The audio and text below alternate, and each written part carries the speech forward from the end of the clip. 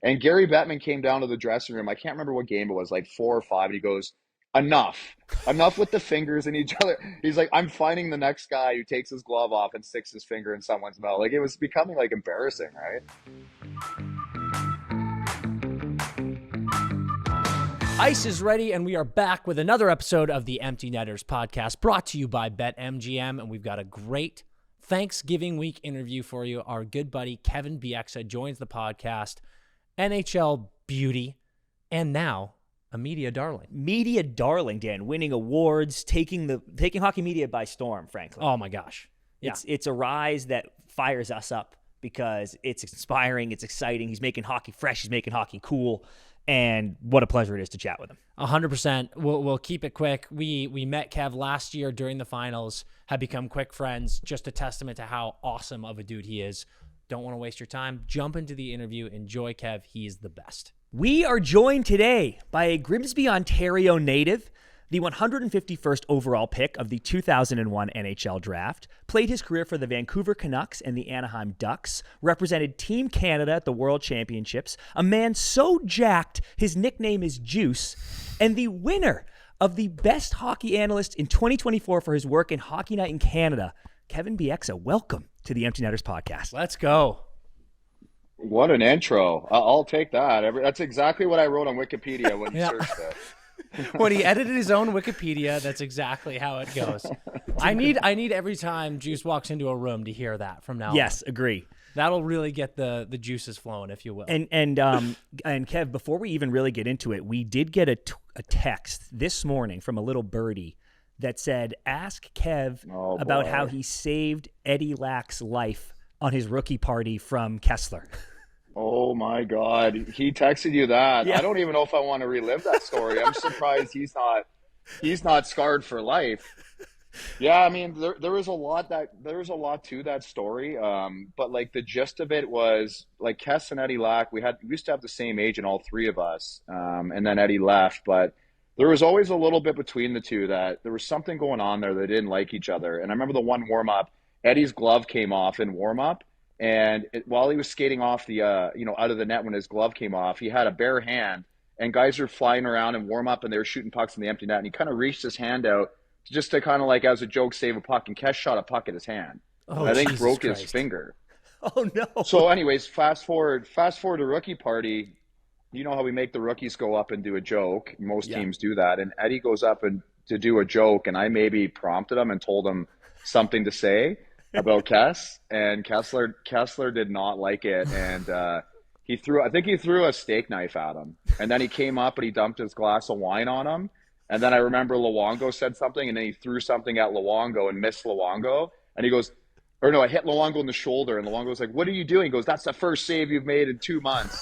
So Kess was on the warpath that night, and Eddie was the one who got him going. It was your fault. You got him. You planted the joke. Yeah, I It was was your going to fault. say, Kev, you started this, clearly. I mean, Jesus Christ, you almost got Eddie killed. So my shirt says mindcheck.ca, and I was playing mind games with everybody on the team that night. I was the mastermind behind all this. That is so good. I just love the idea of Kev sitting there at the table, like, doing this while everything is devolving around him.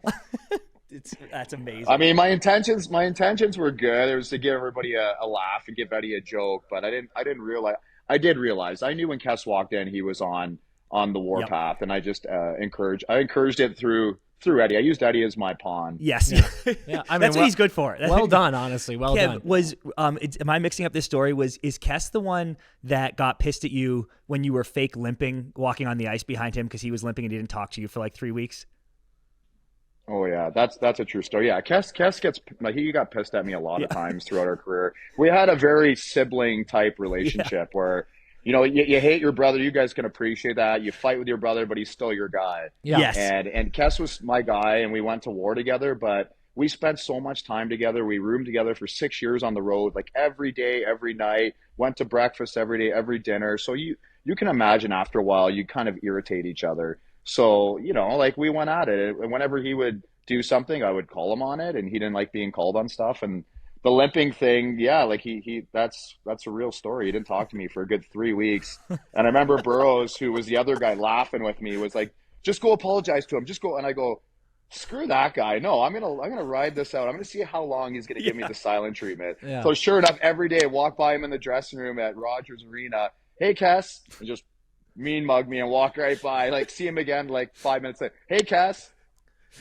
He's a proud guy. So it went on for a while. It went on for a while until I apologized. That's such a good move. You got to just double down when situations like that go on. It's the only way. And I also completely agree. I think that's actually the mark of the best and strongest types of relationships. Like, you got to go at it like that. You got to call people on each other's shit. I absolutely love it.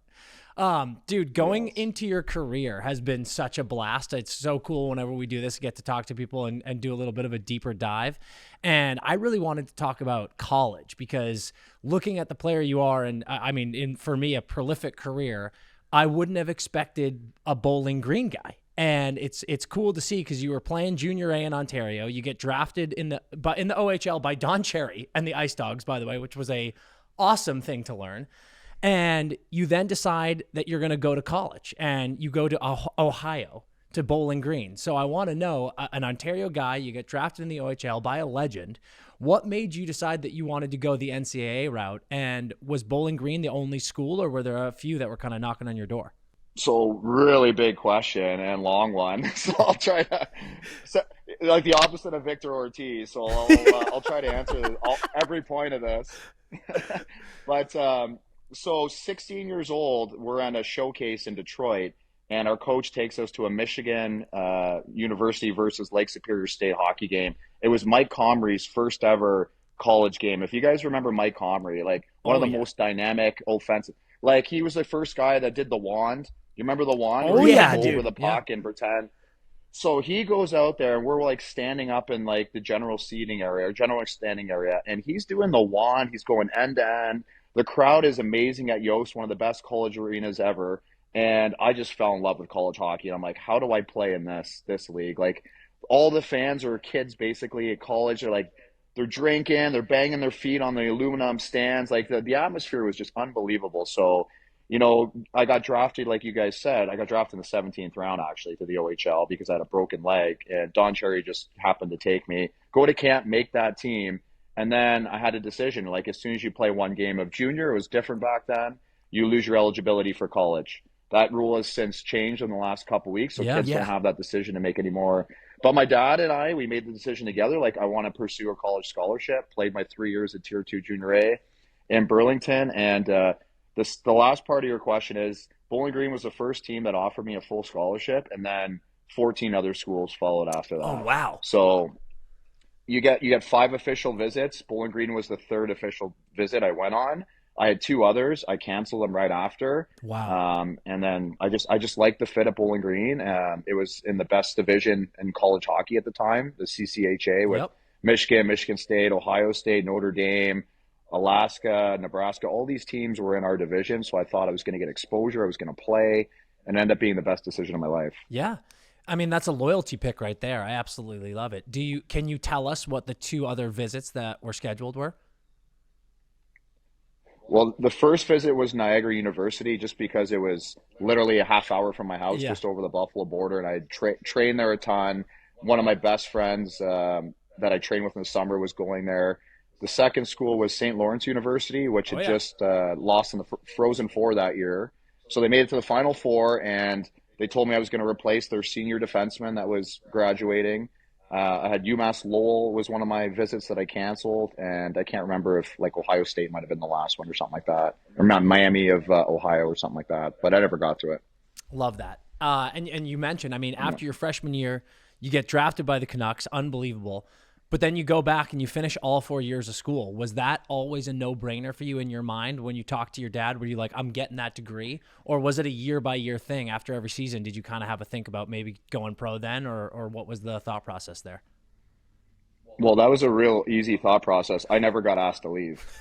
So, okay, there we go. So it doesn't matter what I wanted. Vancouver never asked me to leave. So I was just like, cool, back for another year. Yeah. Cool, back for another year. So, that's another story. Like I thought I was developing, at the normal rate, but they obviously didn't. And my agent at the time didn't. He stopped calling me and returning my phone calls, my emails. Come on.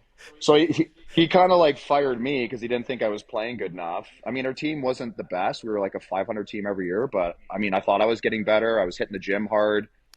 Everything was going well, but obviously the NHL, some of the NHL guys didn't hear from Vancouver for a few years until my senior year, until I went up to the AHL. My new agent that I still have now, good friend Kurt Overhart, he got me to the AHL on a tryout, and then the rest is history. Fucking A, that's beautiful. I mean, yeah, and you're totally right. You were getting a bunch of all CCAHA votes. So, like, was that a frustrating period for you, being like, listen, I feel like I'm playing great. I should be getting some phone calls here. And how do you just kind of keep your head down in that period, knowing that you wanted to keep playing hockey after college? No, it wasn't frustrating at all because I never thought, like at that point, I was asked this question actually yesterday by a reporter. When did you think you were going to play in the NHL? And it was probably towards the end of my first full year in the AHL, the full lockout year.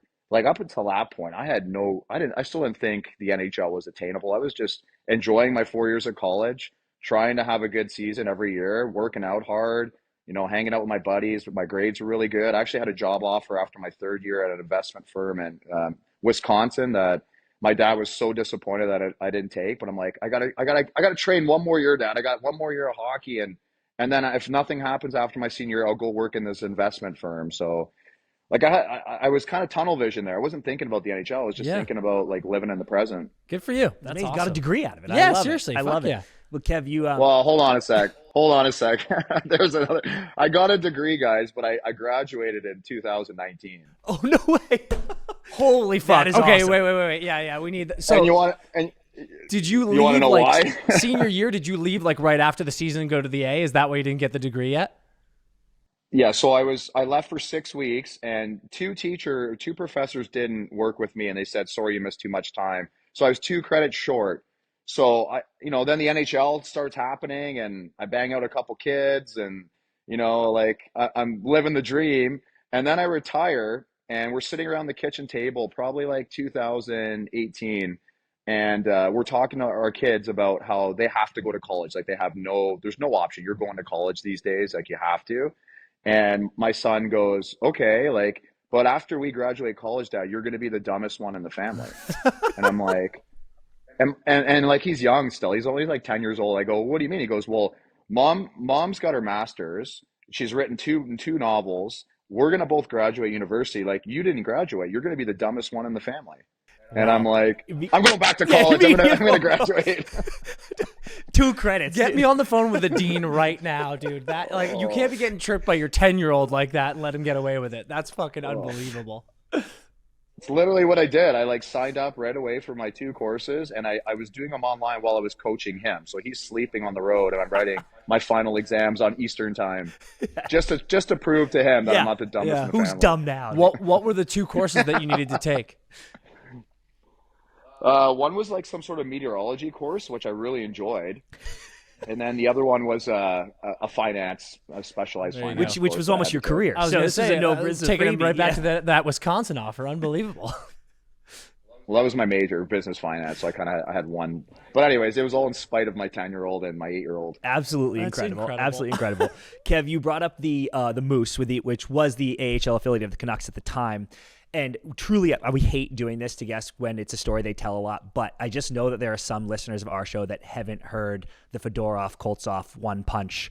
People forget it was a 2-on-1 fight, by the way, but haven't heard the one punch outside of Earl's story. So if you would oblige those listeners, could you please just regale us with how you got signed? Well, I was coaching in a showcase last year in Edmonton, and I brought a bunch of my kids to that restaurant, Earl's Polo Park in Winnipeg. And I'm it's still there? Like, Coach, they're like, is this where it went down? And I'm like, yeah. And I walked out right to the spot. I go, well, picture this place, guys, covered in snow, -20. I'm right here. Fedorov's over there. Koltsov's leg kicking me.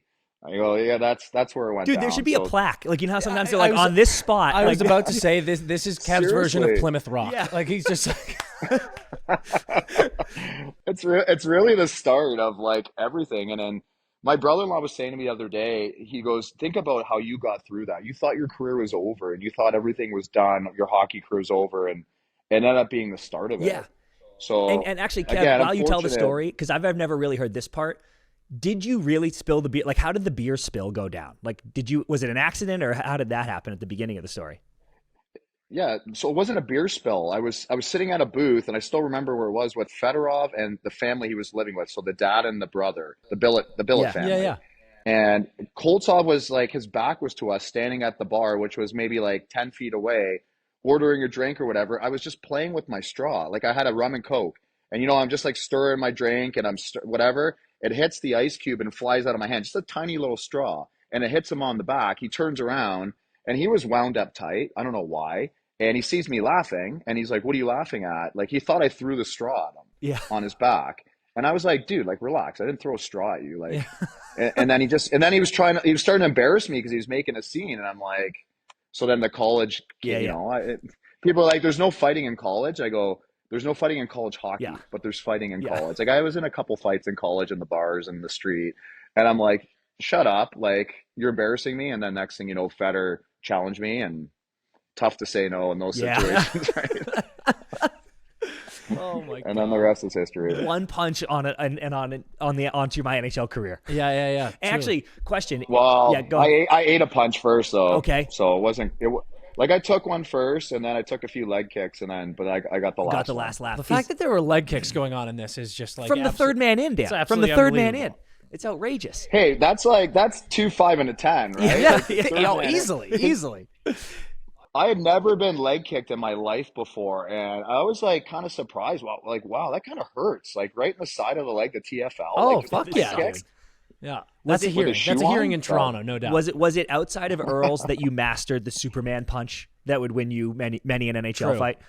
No, that was a college thing again. Yeah. Yeah. Thank God That for was a Bowling college Green, thing at itself. Oh, Bowling Green taught me so much. Yeah, I mean, they might not have given you a degree right away, but they certainly gave you a lot that you brought into the league, which is great. The Superman punch started at like self-preservation and in a fight that I wasn't going to win, and I needed to land the first one. And then once it worked there, I'm like, wow, this is like, and like UFC started, George St. Pierre, and he used to throw it a little bit different than I did. So I started like kind of like learning about it and practicing it. Just like, I know, maybe this will come in handy again one day. Yeah. And it did. That's so So fucking good. funny. I want to jump ahead. Can we talk about, I got a question for you Yeah, guys. hit us. So we met at the finals last year, officially Edmonton in Airport. Edmonton at the airport. Yeah. And I found out you guys live in Venice Beach. Yeah, that's right. So you guys are 50 miles away from my house that I live at, and so less than an hour drive. However, we're doing this pod now while I'm in Toronto, 2,600 miles away. That's a great point. Over a sketchy Wi-Fi. Like, why wouldn't I have just come into the studio? Dude, I asked you this summer, and you said you needed a break from hockey. That's true. Then, but I mean, if you guys invite me back, I will come into the Oh, studio. dude, think it'd be a I lot was about to easier. say, this is going to be the first of many appearances on this podcast because there's a seat right here for you, buddy, and it's real close.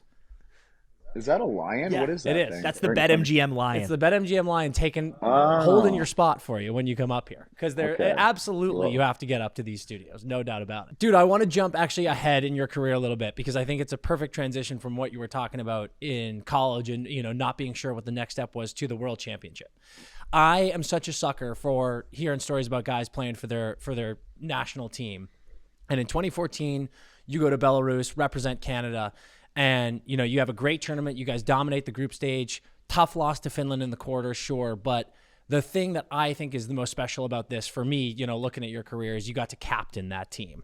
So what was it like for you, having an amazing NHL career after a crazy path in college, doing 4 years, not being sure if you're going to make it. Then you do. Next thing you know, you have the C on your sweater playing for Team Canada. How much did that mean to you? One of the greatest honors of my career by far. And up until that point, I think I was asked maybe once or twice, 2 other times to actually play in the World Championships because we made the playoffs every year in Vancouver. We were a good team. So I was fortunate that way that I didn't have many chances. And I think the one other time or 2 other times I was asked, I wasn't healthy enough. So I said no. And so when that one came about, that opportunity, I was like, oh, great. Yeah. Like I've never played for my country. Like this would be a great honor. And I ended up going over and we played a friendly game in Switzerland first. Like I have so many stories about this tournament, but we played a friendly game in Switzerland and we go over there. And as soon as we land, I think I traveled with Jason Garrison and maybe Erica Branson. So we show up and the whole team's there. We're the last 3 to get there. I walk into the lunchroom. We walk in, the 3 of us, and I walk around the room and I shake everyone's hand and just kind of introduce myself, even though you kind of know who everybody is. Sure. Well, Dave Tippett makes me the captain because of that, basically. He thought like, oh, wow, like what a mature thing to do and blah, blah, blah. So, that was part of the decision. Who would have known such a small little gesture, just going around like introducing yourself, what it meant so much. But anyway, so we play in that exhibition game in Zurich. And Nathan McKinnon's a 19-year-old. He just played in his first NHL season, lost in the first round of the playoffs. He gets hit really hard. Either him or Sam Reinhart, who was an 18-year-old. I can't remember. One of them gets hit hard across the middle, like Suey, right? Yeah. So Burroughs is on their line. Burroughs jumps the guy, and there's no fighting in Switzerland. Certainly in a exhibition friendly. It's called a friendly game. Dude, right? there's no fighting in Switzerland, period, in the country at all. Forget about hockey. Like they famously do not fight. So Burroughs grabs the guy by the head. I'm like, he's got him taken care of. I'm going to go grab somebody else. So I'm on the ice and I'm playing a one-on-one while there's like kind of a brawl happening at the other end. Well, now there's no referee. So I just maul this guy on the one-on-one, right? And I whip him to the ice. I take my gloves off. I'm trying to fight him.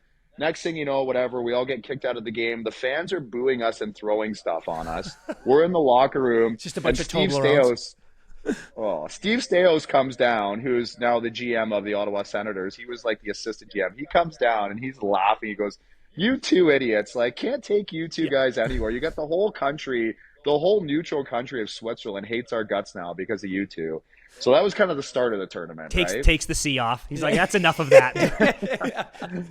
No, they were loving it. Like the video was like, oh, this is our captain, like going after one of their guys, sticking up for whatever. So anyways, we try to go out that night and bond as a team. Can't find anywhere open. Everything's closed. So once we get to Belarus, same thing. We land and I'm like, I'm the captain. Like I have to bond these guys. So let's go out and like go for a drink somewhere. Let's hang out as a team. First place we go to, nobody speaks English, right? So we can't even order. We're like vodka. So they bring us like a big pitcher of vodka. No chasers, no like anything. Just a bunch of little glasses and vodka. So picture like 20 NHL guys sitting around. And it's like, I don't even know what kind of place it was. It was like a family restaurant. And there was like kids there. And we're drinking vodka straight. Like no chasers, anything. Yeah. So we're like, okay, like we got to find something better. So we go to the next place and we finally find a guy who speaks English and he's from Vancouver, ironically enough. And he goes, come in here. This place is going to be unreal. So we go in there and we have a night and he's like, what song do you want on? And somebody says, "We Are the Champions." So haven't played a game yet at the World Championships. And we have "We Are the Champions" playing and everybody's singing it. 2 nights later, we lose to France in a shootout. First time Canada's ever lost to France. Like literally the first game of it. Oh, God. On my watch, and we're singing "We Are the Champions" 2 days before in a bar.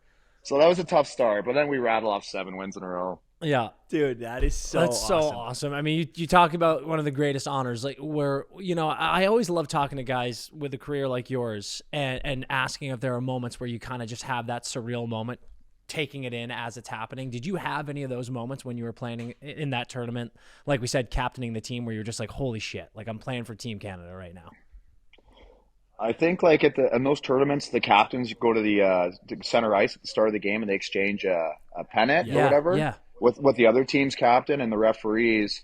And I did it with Yager the one game, I think. Ooh. Oh wow, that's sick. And then after the game, after every game, they select randomly one player from each team to do drug testing right after the game. So I have a good game and randomly selected along with Yager. So we have to go into a room after the game and we have to do a pee test, right? To make sure there's no performance enhancing. Well, after a game, you're so dehydrated. Like you can't pee, right? Yeah, Plus, I think I might have went to a washroom as soon as the game was over. So now you're sitting there dehydrated. You can't go to the washroom. So they feed you beer. So they bring you 6-pack of beer each. So me and Yager are sitting in there having a 6-pack of beers. And, he was in the prime towards the end, but kind of the prime of his career. And I had 2 buddies that were flying in from Canada, and they just happened to land right then, came in, and the 4 of us were sitting there just shooting the shit, having beers. That was pretty cool. Dude, that is an all-time memory. I cannot believe that. Yeah, that's the fact that your buddies were there too. They must have been like, Jesus Christ, this is the luckiest situation of all time. That is unreal. Oh, my buddies are like, can we come back when you guys are getting tested? Like, can we just come back and hang out like in the washrooms? Yeah. They're like, no, you guys are creepy. Yeah. Yager's like, hey, you need some clean urine. I got some. That is amazing, dude. Fucking God. unreal. Kev, I was going to ask if you're comfortable talking about this, but you're wearing the shirt today, so I think you are. But I wanted you to say a little bit about the Rick Rypien story. You guys went way back. In fact, fighting back-to-back in some of those AHL days. Called up to Vancouver the same day. As you pointed out, he outdid you by scoring on his first shot. Rick suffered from depression, and you were there so consistently for your friend, driving through snowstorms, inviting him to live with you and your family, with your son Cole, bringing him food. And after Rick tragically took his life, you since then have become involved with MindCheck CA and among many, many other things. Can you say a little bit about what the promoting awareness of mental health means to you today? Well, like we're talking 13 years ago when Rick took his life in 2011, August 15th. I still remember I was home in the summer and walking down the steps and got the phone call from Craig Heisinger, who's the assistant GM of the Winnipeg Jets now. And just from, 13 years, we've learned so much more and we've built so much awareness, not just our team, but like the NHL and sports in general, where we know so much more and there's so much more compassion to mental illness and maybe understanding that it is an illness and it's not a weakness. So like very proud that, where we are now. And Rick was kind of the start of that. As sad as his death was and tragic, and think about it all the time and talk about it often with some really close friends. Like, you always think like, what could we have done different? What could have I have done different? Is there something that I could have done differently? So you always have that weighing on your conscience. But there was a time where I think my wife and I and the Vancouver Canucks, Mike Gillis, Lawrence Gilman, all his teammates, the NHL, Gary Bettman, we all thought we were doing as much as we could, and it didn't turn out to be enough. So it's tragic and it's sad that way, but there's a lot of good that's come from it. And I still keep in touch with Rick's brother, Wes. We were talking the other day, and Rick would be proud. I think Rick would be proud of how many lives we've saved since. And if I had to estimate, just from me, just from DMs and emails and messages that I get personally, there's at least 50 people that have told me that MindCheck and Rick's story has saved their life. And they were thinking about or tried to take their own lives. And because of some of the channels open now, they went and got help and their life has been saved. So that's the silver lining from this. But, like I miss him. He's my best friend when we were, in that time period. And fighting back to back was so fun. And we were the same kind of person. We come in the dressing room after and we're both just laughing, right? Like it wasn't like it wasn't hatred. Like we didn't fight because of hatred. We fought because we liked it. We both liked punching guys in the face and getting punched in the face at times, but making sure you win the fight. So we had such a special bond because nobody else really thought like us back then. So we had a lot of good times and a lot of good laughs and a lot of good fights. Dude, the one in the AHL, I encourage everyone listening to go find it. It literally looks like Batman and Robin. Like you two are like superheroes fighting back to back. It's just like all the bad guys are coming in. It's crazy. And I think it's so important, Kev, that you've shared a lot of those or a few of those DMs and stuff that you have received of people saying, hey, my daughter had a specific plan and it was stopped because of MindCheck. I think it's just so powerful and awesome. And I agree with you completely that he would be so proud. What an impact everything you guys have been working on since has had. Yeah, it's just it sounds like it, and we just want to reiterate and hope it's the amount of people that the work that you've done with this has touched and has helped goes way beyond what you even know.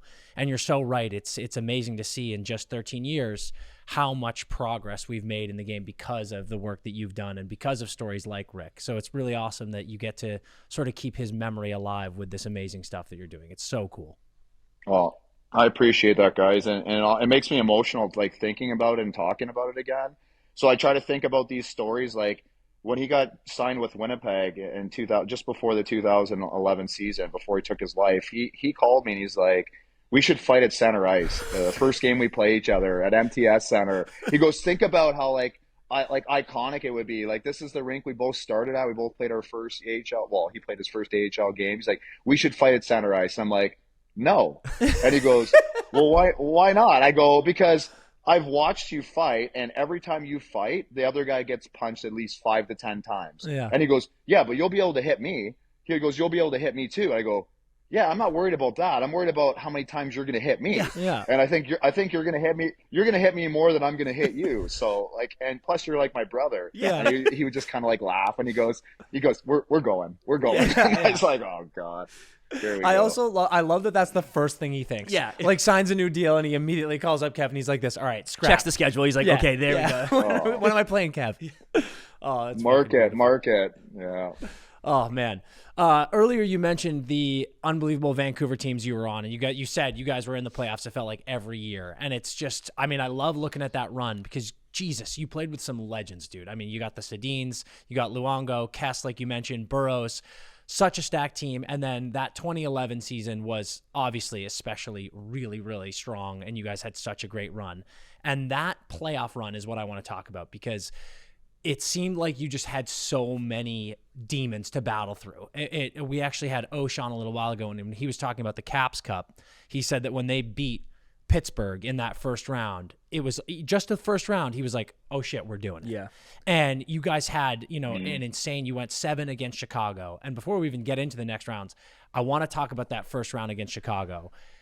How huge was that moment for you guys? Like when you got back past that team in the first round, did you know immediately you were like, we're going to the Cup? Or was it just like this, all right, on to the next? Because there was such an onslaught you had to fight. Yeah, it was maybe like a relief when we won that Chicago series, but that felt like the Stanley Cup. Yeah. You could see in that celebration. Yeah. Like that's the best celebration I've ever been. That's the most happy I've ever been in my life after a hockey game. Wow. And it was built up because the 2 years before we had lost to Chicago in the second round. And both years we thought, again, we had good teams and a good chance. And we had Matt Sundin and Pavel Dimitra the year before, right? So talk about legends. And we went through it with those two guys. Losing with those two guys, we were like, holy crap. Like, we have 2 Hall of Fame guys. Like, we're the better team. We lose to Chicago. They go on to win the Cup. So in our head, we're like, if we could just beat Chicago, we could probably win the Cup too. So, it wasn't that easy. Like, we're up 3 games to none, playing unreal. Boom, like Taves does an interview, says these guys aren't that good. I don't know why they're up 3-0, and we're like, what? Yeah. And then next thing you know, win for Chicago, and we're in Game 7 in overtime. So to get that win probably saved all of our jobs in Vancouver, to be honest. Like, I'm sure there would have been some changes had we lost 3 years in a row and up 3-0. But I always joke around about Burrows. I go, Burrow, you scored the second biggest goal in Canucks history next to mine. Yeah. And it's a joke because his was definitely the biggest goal of the Canucks history. Slay the Dragon, dude. Yeah. That was a Slay the Dragon goal for sure, but you did just mention it. Double OT against the Sharks. Talk us through that goal, dude. And dude, literally no one knows where the puck is but you. Yeah. Me and Luongo claims he knew too because he had a pretty good view. Yeah, I mean it was like a goal where like, wow, like what a bounce, like a fortunate bounce, and then I was just kind of ready to shoot the puck, but like that series was so much closer than everyone thinks. We won in 5, but that was kind of like, other than Chicago, San Jose was our Achilles, man. Like Thornton, Marlowe, Clough, Boyle, Douglas Murray, like that team was stacked for so many years, and they were so good and so tough. And I remember I got hit earlier in that game by Ryan Clough. He kind of like blindsided me. Hardest hit I've ever taken in my career, right? Like if there's a spotter, like I'm gone the rest of the game. Like he hit me so hard. And like where everything goes white and you can't see anything, and it took a while for all that to come back. So like towards the end of the game, like in double overtime, like just exhausted, right? Playing on fumes, banged up. So when I scored that goal, it was more like, oh my God, like thank God we beat these guys, and this series is over, and these guys are going home because they're a good team. So shit, wait, that Clough hit was in that game. That was in Game 5. Yeah, I'm pretty sure it was at home. Yeah, it had to have been because it was at home, and it was in. We can't remember. It would have been the second period, or it would have been the first over. Yeah. Dude, I was just going to say, Kev was just concussed. Kev was concussed during that. Like, breaking news, Kevin Bieksa was concussed when he scored that Game 5 double OT goal. Oh, God. I didn't see the puck either, to be honest. I just swung my stick. No. I was in. I think it was the first overtime. I think he hit me in the first overtime. Oh, man. It was such a good celly, too. The celly's insane. The celly is insane. So much. Yeah. Oh, Jesus. It was incredible. I was never a big celly guy. Like I always felt like you should celly with your teammates right away, and that was one where I'm like, I'm going for a skate here. I'm going to go for a skate, you know? Deserved it. Dude, got to do it sometimes. Well deserved. Got to do it sometimes. Then Kev, you guys get to the Cup, and I've heard, you say with time you're able to reflect on what a great series it was and all that, but of course it still stings a little bit. We have a couple, and we're Bees guys too, so I definitely don't want to rub it in. But a couple questions we have. And the first one, what was it like mentally with the way the series was going in terms of you guys go, you can't lose at home, but it's like tight games. You go to Boston, Luongo's getting pulled. Was that hard to be like, what is happening right now? Or just what was that mental process like with the way it broke down? Pausing the pod really quickly to talk to you guys about our awesome partnership with BetMGM. You've heard me say it a million times. I'm going to say it a million more, because if you're not taking advantage, you must be taking crazy pills, okay? All you have to do is download the BetMGM app and use promo code NETTERS. That's NETTERS when you sign up. And if you do that, you get to place a bet on all this exciting hockey action. We're rolling for wagers. We're doing hype bets. We're feeding you winners. We're doing our best we can to feed you winners, okay? And if you use promo code NETTERS, you can bet from $5 up to $1,500. And if you win the bet, bang, there's a winner. Congrats. If you lose the bet, BetMGM takes that money and puts it back into your account. So then you can bet on something else and try again. It's incredible. It's the best deal I've ever heard of. So promo code NETTERS when you sign up for BetMGM. Gambling problem? Call 1-800-GAMBLER. Call 877-8-HOPE-NY or text HOPE-NY for New York. Call 1-800-327-5050 for Massachusetts. 21 plus only. Please gamble responsibly. Call 1-800-NEXT-STEP for Arizona. 1-800-BETS-OFF for Iowa. 1-800-981-0023 for Puerto Rico. First bet offer for new customers only. Subject to eligibility requirements. Bonus bets are non-withdrawable. In partnership with Kansas Crossing Casino and Hotel. See BetMGM.com for terms. U.S. promotional offers not available in New York, Nevada, Ontario, or Puerto Rico. All right, everybody. It is Chomps time. I need to talk to you about my favorite snack going right now. Protein is having a moment in the world, I would say. Dan and I like to work out. We have a lot of protein, and I'm trying to find all the hacks out there. This thing is my number one source right now. It's 10 to 12 grams per chomp stick, and it's so easy and on the go. There's zero sugar. It's 100% grass-fed beef. What more could you ask for? We are in the studio for long hours at a time. I'm starving. I need a snack so badly. Chomps. Oh, I'm going golfing. I really need to eat something out on the course. Chomps. Oh, I've got a late beer league game. I already had dinner. I don't know what I want to eat to be full right before I play. Chomps. It's my answer every single time. And if you want to learn more about Chomps, go to www.chomps.com/emptynetters to find out all the great offerings they have. They've got incredible flavors. This one's my favorite right now, the jalapeno beef stick. Are you kidding me? But they've got sea salt, they've got original, they've got barbecue, they've got taco seasoning. Everyone in the office likes a different flavor, but jalapeno is my guy. To check out all the flavors that you want to try, go check out their link in the description right now. Yeah, well, you think about at that point of the time, you're six weeks into the playoffs, and three pretty grueling rounds. So like mentally, you're so exhausted as it is, and then that series is a roller coaster all on its own, right? Like we start off in Vancouver, we play really good, but we win like a minute left in game one. Then game two, it's tie game all game, and we scored 10 seconds into overtime, so we're up 2-0. But it's like it's a really close series, but we feel like we can't be beat, right? Yeah, we just feel like it's that year. Then we go to Boston, and we start off really well in Boston, and then next thing you know, the wheels just fall off. Yeah. And then we start getting a couple injuries that people don't talk about, like the Dan Hamhuis injury in game one. That lost us the cup, in my opinion. Very true.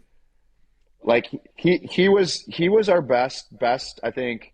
Like we had good defensemen that year. We had like Edler, Hamhuis, Ehrhoff, and myself, like and Sammy Sell. Like that top five was the best top five by far So good. in the world that year. So good. And I thought consistently Hamhuis was probably our best D, and we lose him. Like think about it, you're losing your number one D. Other guys were like Edler and Ehrhoff were banged up. Salo was in and out with injuries. So all of a sudden we're dipping into like our 6th, 7th, 8th defense, 9th, Chris Tanev, who wasn't even on the team all year. Like, so I'm not making excuses, but we had some injuries, and then we come back to Van. It's 2-2. We just got pumped in both games, and we just find a way to win game 5. Same thing, score the minute left, Max Lapierre, and then you just think like, okay, we got 2 chances at this. And Boston started really well again in game 6, and then next thing you know, wheels fall off, go back to 7, and it was like the worst game ever. It just felt like we never got going in 7. We played so timid and like safe and nervous, and one of those where you wish you could have a do-over, right? Totally. Like didn't handle that game 7 the right way. I don't think any of us did. The I saw an interesting quote you had. I think it was pretty recently too, that you were like, we almost wanted Tampa more just for the matchup. because like Tim Thomas was playing crazy. That's that whole playoff run. Insane. I guess that whole season. I think he maybe won the Vezina that year too. He did. But that's an interesting thing for me to think back too, where I'm like, you guys, I would have picked you against Tampa. Well, like I was watching the Tampa series, and I'm thinking like, okay, like Chicago's a good team. We were like really fast and really physical that year. That was like two things that we were, like fast and skilled and physical. But we didn't have like that season. We didn't really have like a tough fighting team, or you know what I mean? Like we didn't have a heavyweight. We didn't have anything like that. So against Nashville and Chicago and even San Jose, they didn't have one either. So we were able to kind of like physically bully those teams on top of all the speed and skill. And then like I thought we could have probably done the same thing to Tampa, but we get Boston. Yeah. Right? Like Boston has the toughest team in the league, kind of like the Anaheim Ducks the year they won the Cup in 2007.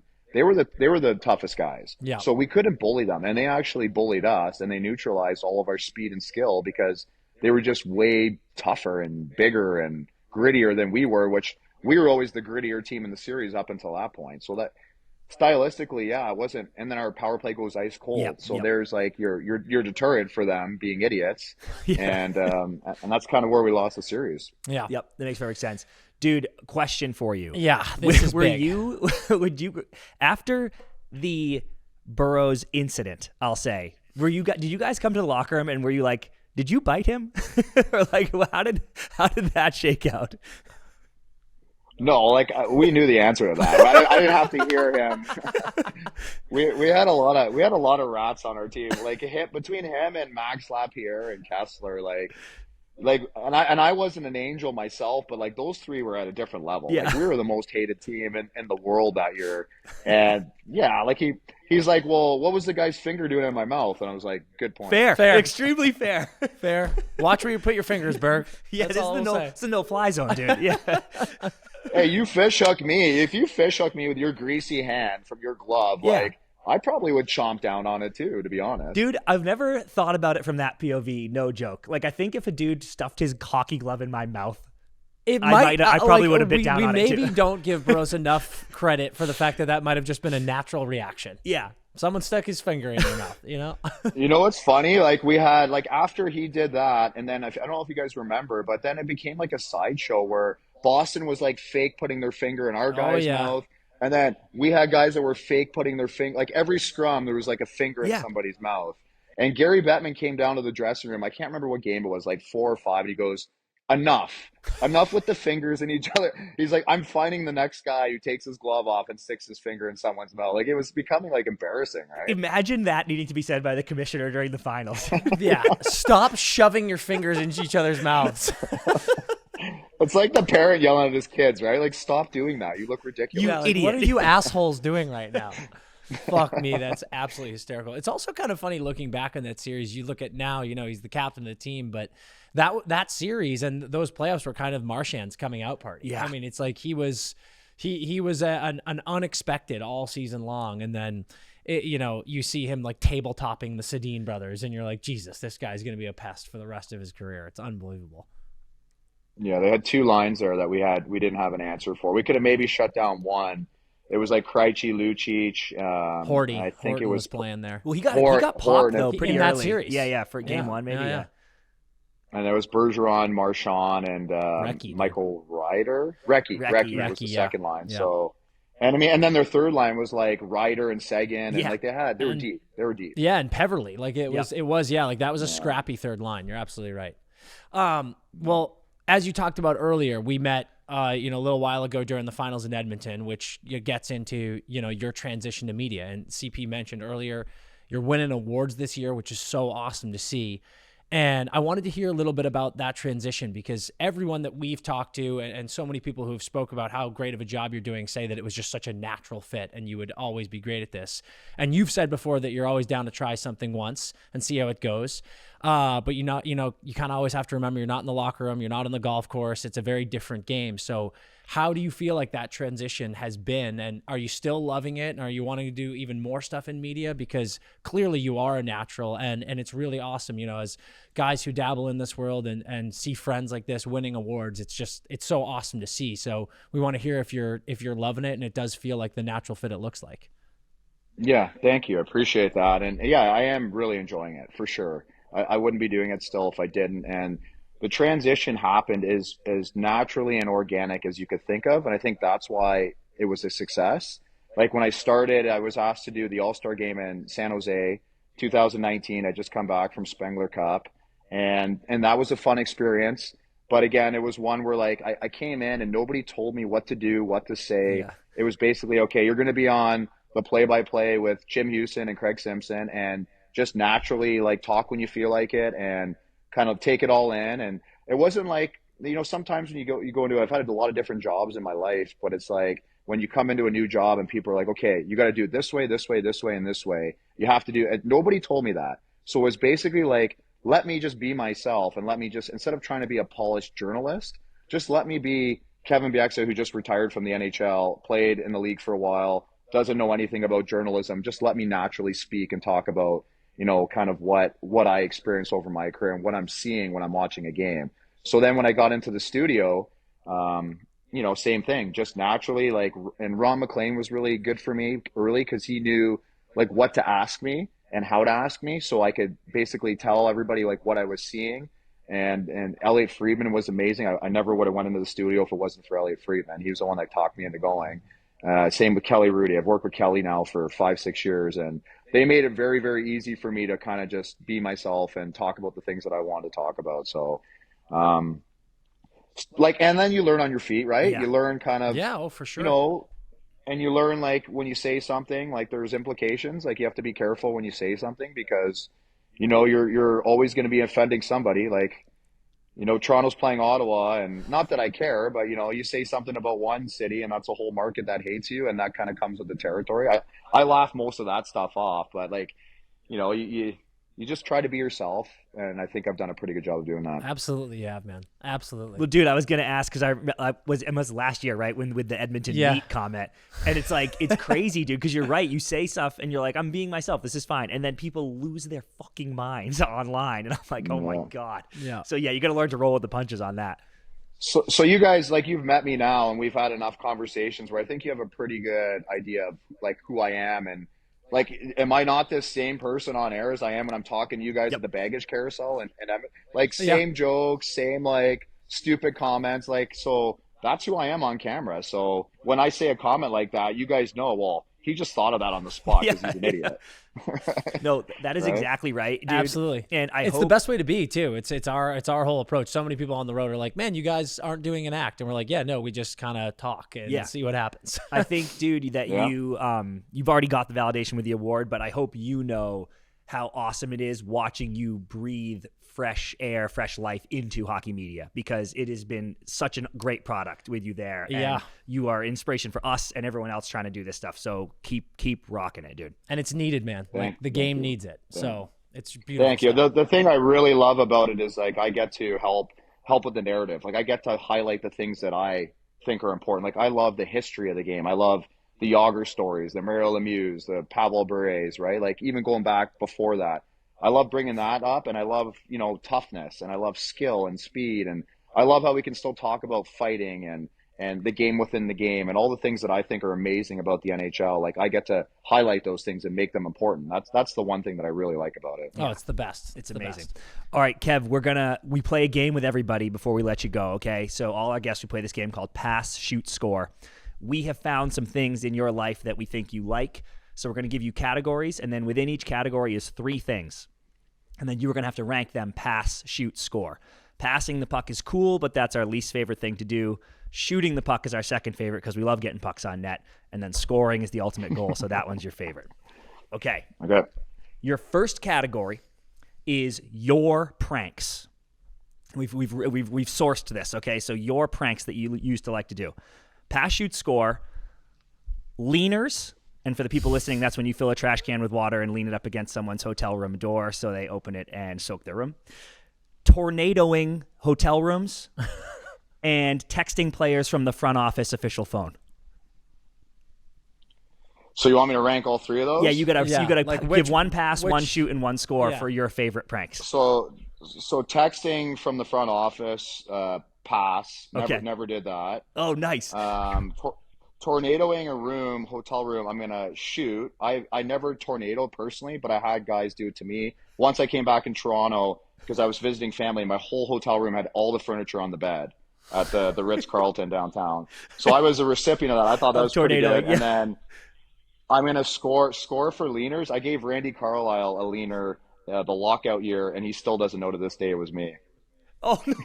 Well, he might know broke now. news. I love that. I love to hear that so much. Who is the biggest prank guy you ever played with? Darcy Hordichuk, by far. Wow. What was his specialty? Yeah.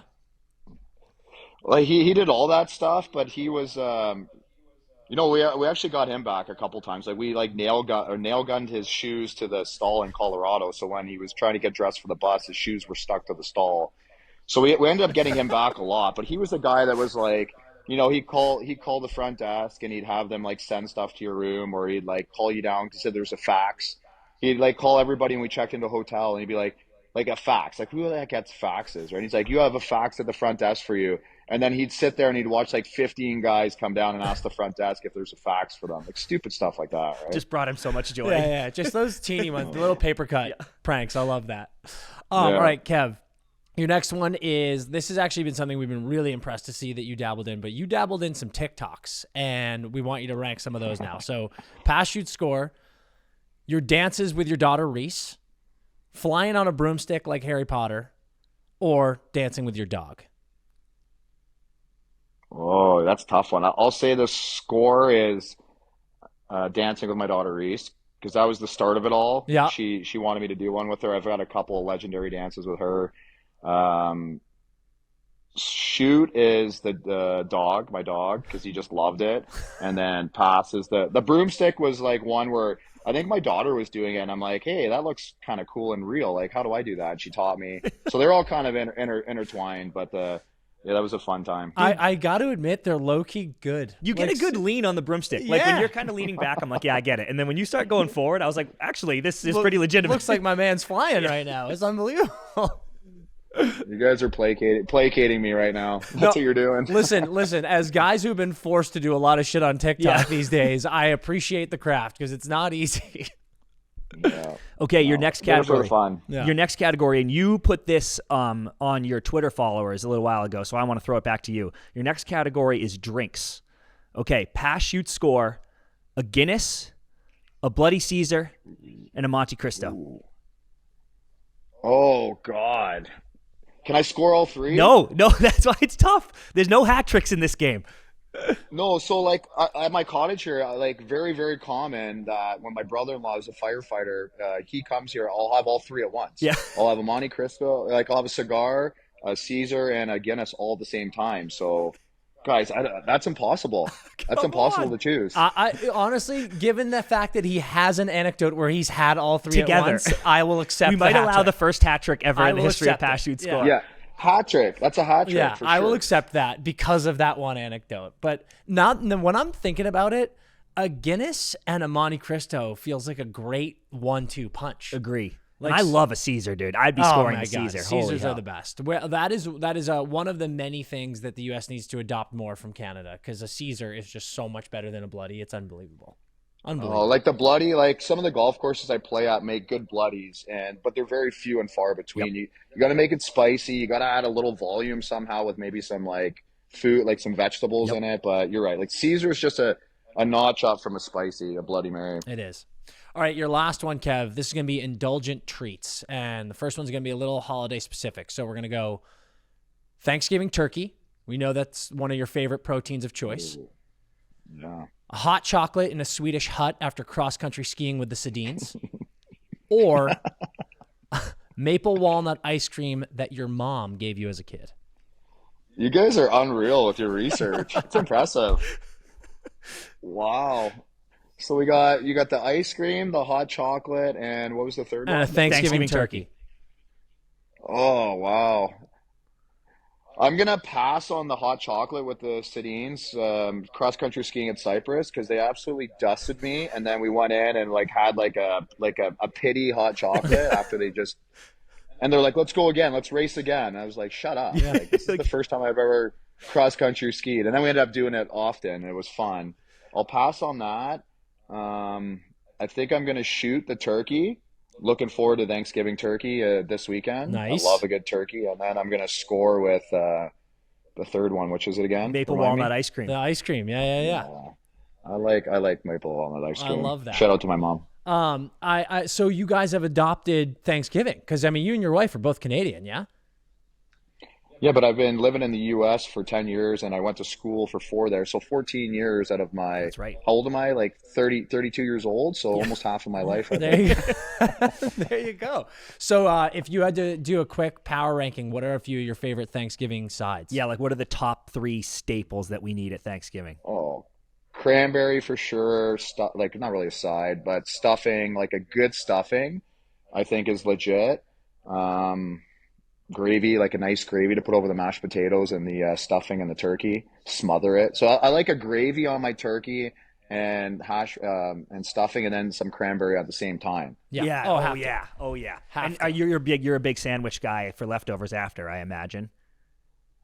Maybe not a sandwich, but I just reheat You it. just the do the next day. just Like, Thanksgiving it's the dinner same again meal. the next day. I mean, if you're a smother guy, then that's kind of the move. Like if you just and that is when people don't smother, I lose my mind. Like you got to go gravy on just everything. Yeah. Just give it a full. It's ton. like a roller coaster in your mouth, right? There's just so many tastes in your mouth. Exactly, dude. God, he's making me hungry already. Exactly. God. All right, Kev, we've taken up enough of your time, but this has been an absolute blast, dude. We can't thank you enough. And I am saying, and I'm demanding, next time you come on, it's got to be here in studio. You got to make the trip up to LA. Yeah, I'll make the 45-minute drive, boys. I think I can do that. It's a real hike. We'll pay for the Uber. Yeah, better than cross-country skiing Yeah. with the Sedines. It's an easy rip. But thanks so much, dude. Yeah. This has been a blast. Kev, anything you want to plug? Anything you want to Yeah. shout out to before you take off? No, I'm just a pleasure being on this with you guys. Like I said, we met last year, and I've really been following you guys, and I listened to a lot of your stuff, and you guys are awesome. You're entertaining, and enjoyed being on this. Appreciate you, brother. Absolute blast. Massive, massive, massive thank you to Kevin Bieksa. What a time, dude. I always say this, but it's just so cool hearing the stories because we do a lot of research, right? And we find out, oh, I really want to ask him about this story. I really want to ask him about that story. There's always a few more that we don't know, that we can't find, that he brings up that are just makes it all worth it. Yeah, I mean, just getting so many genuine laughs out of us. Like, he's just such a fucking awesome dude. It's amazing. Huge thanks to Kev. He's definitely going to be back. We're going to make him come up here to LA.